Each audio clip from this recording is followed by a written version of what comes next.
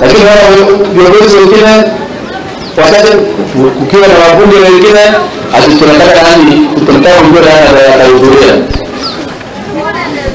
Na wakiingia huko watu wa usalama pia wanaongea tu mazito na kutoroka na yote. Watoto wao hao kwa vita ile.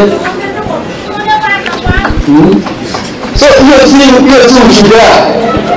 Lakini sana katika na kikitambaa hizi ndio mshujaa kwa sababu mimi naelewa. Mimi ningekaa kutuzi kauli zingine na kutuzi. Mimi nitapigia makofi ni kweli hilo.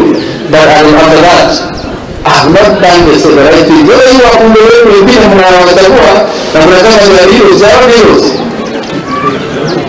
Wanatumia tu nini kwa njia mbaya. Hata wengine wanasema mimi ndio tayari kwenda jela.